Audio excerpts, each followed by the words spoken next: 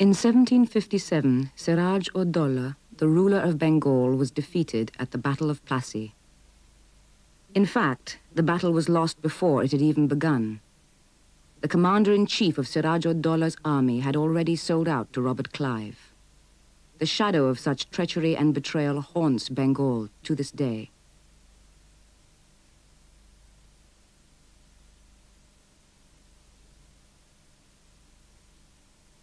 British traders were attracted to Bengal from the beginning of the 17th century onwards, because Bengal's fine cotton muslins were highly prized in the markets of the West. By the middle of the 18th century, the British East India Company saw no alternative to military action to protect their trading interests. The defeat of Siraj-ud-Dowlah in 1757 marked a turning point in Anglo-Indian relations. A century later, the British controlled most of the Indian subcontinent. The prolific Bengali textile industry was crushed. Bengal was turned into a marketplace for British-produced textiles and a source of raw materials for the Industrial Revolution in Britain. Besides cotton, there was jute. By the beginning of this century, East Bengal was producing most of the world's jute. Sacks and ropes made from jute were used all over the world. Under British rule, jute processing factories were set up, but only in West Bengal, especially around Calcutta. East Bengal, with hardly any industry, remained an agricultural backwater. By the time the British left, East Bengal, or for that matter Bengal, had become an importing country rather than an exporting country. And agriculture was poor. And East Bengal itself was cut off from Calcutta. Calcutta was the headquarters, and the landlords used to live in Calcutta. So East Bengal was the hinterland. And in this hinterland, the majority of the population were Muslims, whereas West Bengal was predominantly Hindu. Most of the landlords throughout Bengal were Hindus and owned nearly 3/4 of the land in East Bengal. There was hardly a Muslim middle class at all. As the independence movement gathered momentum, there arose a demand for a separate homeland for Muslims. This movement was led mainly by non-Bengali Muslims, but found great support in East Bengal, a crucial factor in the creation of Pakistan, which in 1947 united East Bengal into one country with the Muslim majority areas of Western India 1,000 miles away. The overwhelming majority of the Muslims here were Muslim peasantry, and they saw the establishment of Pakistan as economic emancipation for themselves, the establishment of democracy which would enable them as the majority to achieve political and economic justice, freedom from the exploitation of landlordism.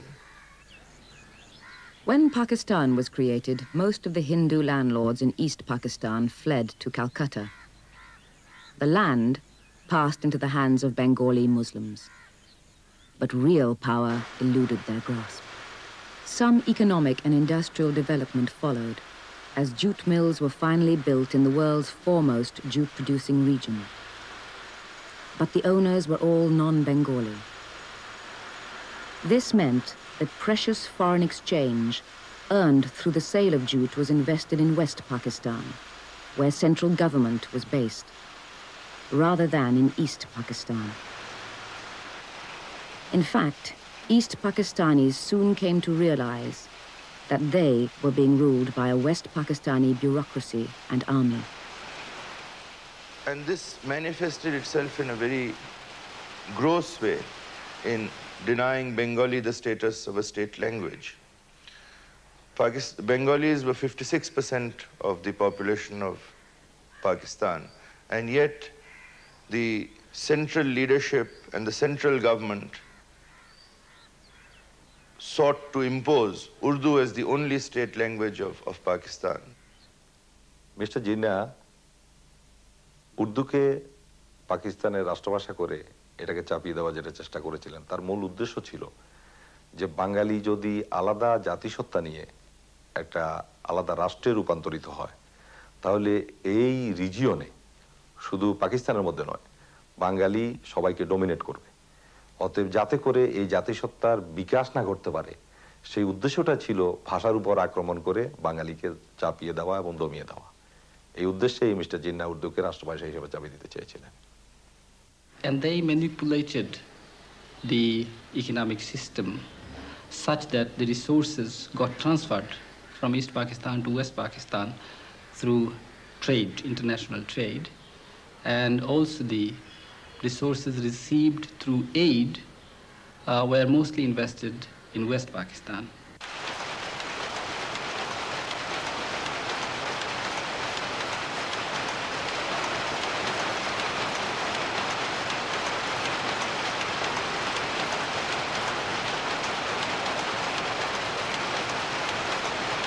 This led to an estimated transfer of about 70% of total public expenditures on revenue and development account being located within West Pakistan, found concrete expression in growing disparities in per capita incomes, with visible evidence in the imbalances in availabilities of public services such as health, electricity, road transport.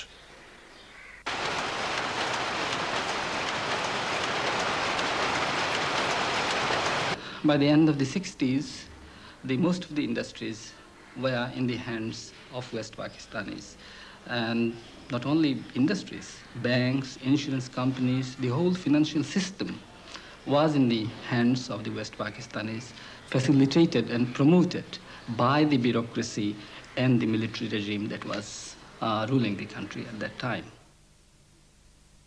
So you had military rule, which effectively continued from 58 to 69. And it was really those 10 years that the systematic denial of the rights of the Bengalis fueled Bengali nationalism. Because what was an assault on the language in 52 progressively became a denial of the legitimate rights of the Bengalis to participation in national government. If there was a parliament, they would have had majority of Bengalis would be there. আসলে তখনই পূর্ব পাকিস্তান ছাত্রলীগ যেটা ছিলেন, সে ছাত্রলীগ বুঝতে পারে যে তাদেরকে আর স্বাধীন রাষ্ট্র হিসাবে আত্মপ্রতিষ্ঠা ছাড়া পাকিস্তান রাষ্ট্রের মধ্যে তাদের পক্ষে বাঁচা সম্ভব নয়। তাই ৬২ সালে ছাত্রলীগের মধ্যে গোপনে স্বাধীন বাংলা প্রতিষ্ঠার জন্য একটা নিউক্লিয়াস গড়ে ওঠে।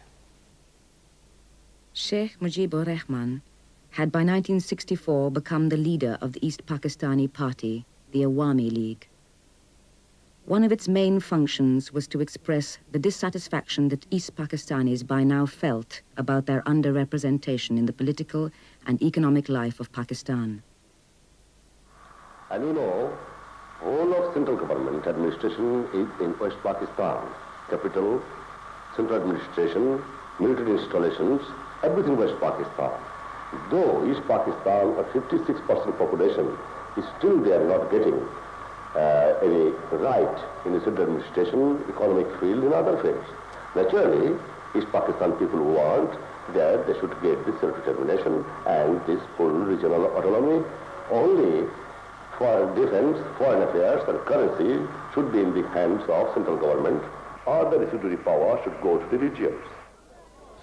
Now, when the leaders from Pakistan got together, Sheikh Mujib made the point, and that is the origins of the 6-point demand, that yes, we want democracy, but we also want regional autonomy. We want democracy, but we want it within a federal framework where there will be a substantial measure of regional autonomy. And 6 points was really the detailing out of a new federal scheme. Mujib's political campaigns landed him in prison on numerous occasions. এই 6 দফা মূলত ছিল স্বায়ত্তশাসনের দাবি, autonomy যাকে বলে। ছাত্র যুব সমাজ এবং নিউক্লিয়াসের পক্ষে দাবি ছিল, স্লোগান ছিল যে 6 দফা না হয় 1 দফা, যদি স্বায়ত্তশাসন না হয় তাহলে স্বাধীনতা। Dissatisfaction with the military regime was not confined to East Pakistan. By 1969, as Field Marshal Ayub Khan was celebrating his so-called decade of development, there were massive public protests. The scale of the uprising in both East and Western wings was such that he had little alternative but to stand down. Ayub would not hand over power to the people. He handed over power to the head of the military, Yahya Khan. Yahya Khan, therefore, who was the real source of the strength of that particular power structure, now had to come out into the open.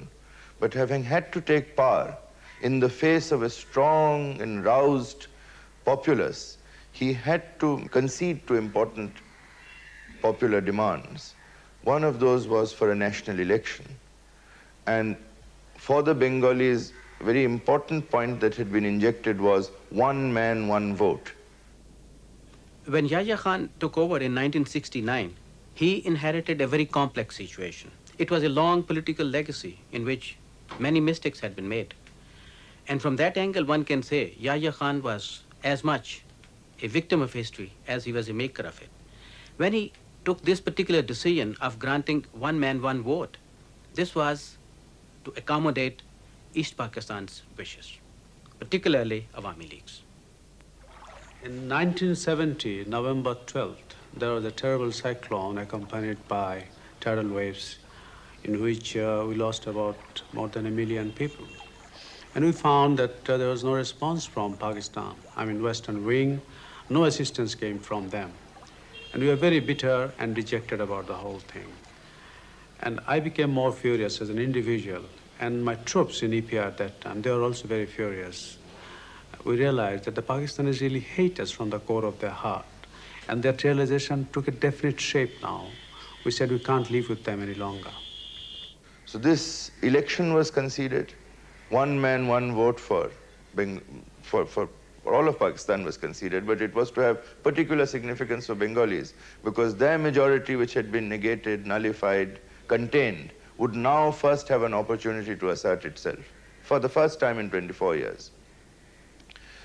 The whole election then became a referendum on 6 points, and we took it to the people in those terms, that this is a referendum on the future of shape of Pakistan. So far we have been ruled from Islamabad, from Karachi. Now we want the substance of power to be in Dhaka. In East Pakistan, Awami League won 167 seats out of 169, whereas in the West, People's Party won 87 seats out of 138. No other party was in even double figures. Now, as a result, this election brought two important candidates in the field, Mujib in the East and Bhutto in the West. নির্বাচনের পরেও আওয়ামী লীগের পক্ষ থেকে এবং শেখ মুজিব একটা রাষ্ট্র পাকিস্তানকে রাখার জন্য ইয়াহিয়ার সাথে এবং ভুট্টোর সাথে নেগোসিয়েশন করার চেষ্টা করে। কিন্তু ছাত্র সমাজ এবং সমস্ত বাঙালিরা, যুব সমাজ এবং স্বাধীন বাংলা নিউক্লিয়াস এর বিরুদ্ধে যাতে করে কোনো কিছুতেই ভুট্টোর সাথে ইয়াহিয়ার সাথে শেখ মুজিবের এক রাষ্ট্র পাকিস্তান রাখার জন্য এই পরিকল্পনা কার্যকরী না হয় তার বিরুদ্ধে সমস্ত কাজ করে যেতে থাকে। But the Pakistan military junta was conspiring and finding excuses how not to hand over power. So Bhutto started issuing threats and making statements that there cannot be a government formed without his consent, although he was not the majority. If a constitution on the basis of his 6 points would have been made, it would have been almost impossible to function as one single unit, as each federating unit had the power to raise its own army, had the power to conduct foreign economic relations of its own, and the center was also not given the power to levy taxes. Now, with such a loose arrangement, it's almost impossible for any country to function. And I do not think any country in the world does function under these arrangements. Mr. Bhutto, making a statement soon after the election that majority is not everything, should not be forgotten that the bastions of power lie in the western wing. This created a very negative reaction, and there was a strong reply from here saying that we believe in democracy, and in democracy people's power is the only significant power when expressed through elections. Yahiya's intention had been that after the elections, there should be a period between the elections and the meeting of the National Assembly. And that period should be utilized by the political leaders to arrive at a consensus on the broad outline of the Constitution so that it could be framed within the stipulated period of 120 days. With that object in mind, he urged political leaders to have a dialogue amongst themselves. And in that process, Bhutto also went to Dhaka, had a 3-day meeting with Mujib, but that was a people said that we have agreed on 5.5 points and only half a point is still left. So an ultimatum was issued. You must call the assembly or else. An assembly session was called for the 3rd of March. We got ready with our preparations for the assembly. We were going to table a constitution based on 6 points. Suddenly there was an announcement from Radio Pakistan that the National Assembly session, which was to be held on 3rd, had been postponed. Now this infuriated the whole country. If People's Party, which had 87 members from West Pakistan, had not gone to the National Assembly, other parties too from the West would have followed suit, at least some. That would have almost turned National Assembly into an East Pakistan Assembly. And that was a situation, the Constitution could have been made, but it would have been without a quorum. It would not have had the legal sanctity which a Constitution needs to have behind it. And on that basis, Yahya thought it wise to postpone the National Assembly session.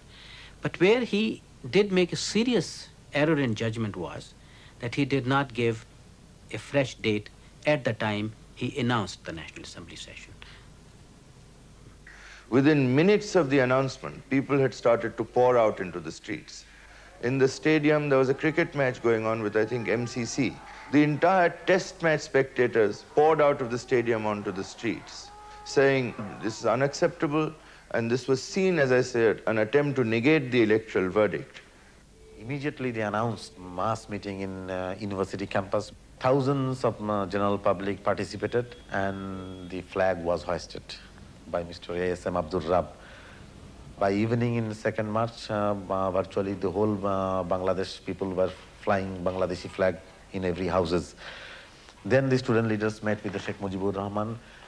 There was a strong pressure from the leaders not to succumb to the Pakistani pressure and declare independence officially.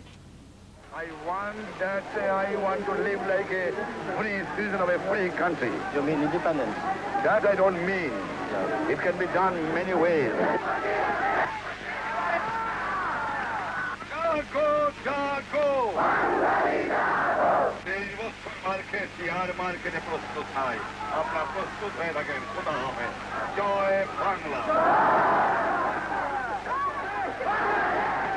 Sheikh Mujibur Rahman issued statement that there will be demonstrations throughout the country till 6th, which will be followed by a mass rally in Soradurdan.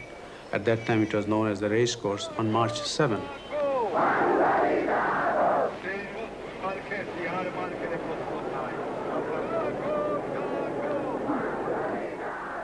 সাতই March প্রথম কিন্তু পতাকাটা আমি শেখ মুজিবকে পল্টন ময়দানে দিয়েছিলাম। কিন্তু সেদিন যখন আমি শেখ মুজিবকে এই স্বাধীন বাংলার পতাকা তাকে দেই, তখন সে জিহ্বা কেউ এটা ধরে। তিনি আমাকে বলেন এটা অনেক বেশি advance, it is too early.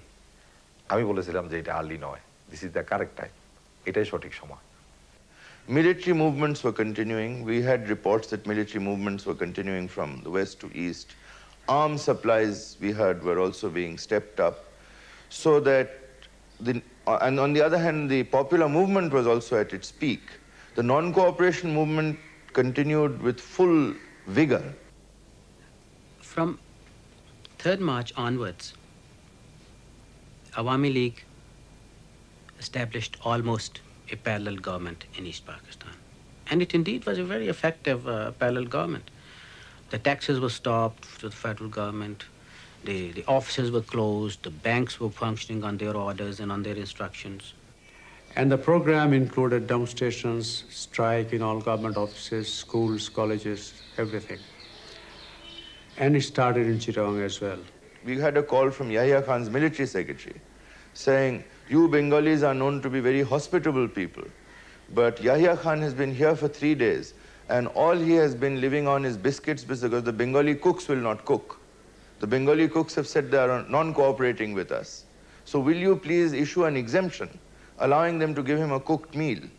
So I discussed this with our leaders and said, yes, all right, we can allow him to have hot meals. The Bengali cooks were then asked in the president's house to resume their function. We maintained regular contact with the Awami League. And meanwhile, I started mobilizing my forces. I really gave them a hint of a mutiny for our own independence.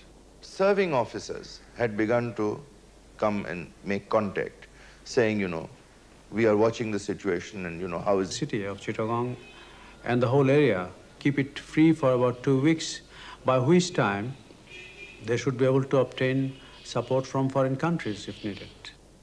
So the confrontations on the streets was mounting. The military on the one side against the roused people on the other. In Dhaka, as I say, supplies were being stopped into the cantonments. In Rangpur, there had been actual face-to-face confrontations between military and people. In Chittagong, where arms were being brought in on a ship called Swat. And at that time, you know, the political explosion had already taken place. There was movement throughout the country. And the people did not want that ship to be unloaded because we realized that arms and ammunition from that ship will be used against our own people. When they tried to unload it, 100,000 port workers just blocked 2 miles of the road from the ship into the city. And there were hundreds of thousands of people blocking the streets. Military were taking positions. And it was a question whether the military would really take on 100,000 people. The Pakistanis killed a large number of Bengali dock laborers and demonstrators in the port areas. And I realized that this is the time to strike. On 24th night, March 24, I passed on the orders. There are 2 code messages on which the EPR soldiers had to act, mostly the soldiers who are in the border outpost. The messages were sent and they had acted upon, in which they had neutralized all hostile forces, mainly the non-Bengali troops in EPR. And by that action, myself and my troops who had acted on it had sealed our own fate and our destiny for the future. So either we act to the next 24 hours for a decisive battle, or we are arrested by the Pakistanis and court-martialed and probably shot.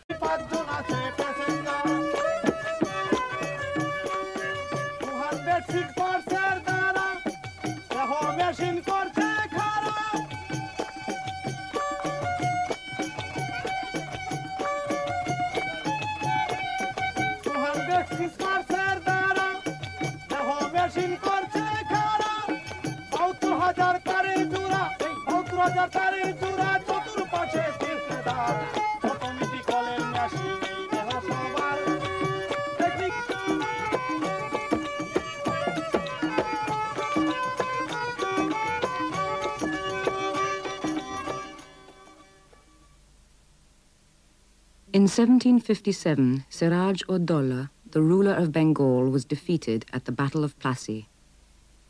In fact, the battle was lost before it had even begun. The commander-in-chief of Siraj-ud-Dowlah's army had already sold out to Robert Clive.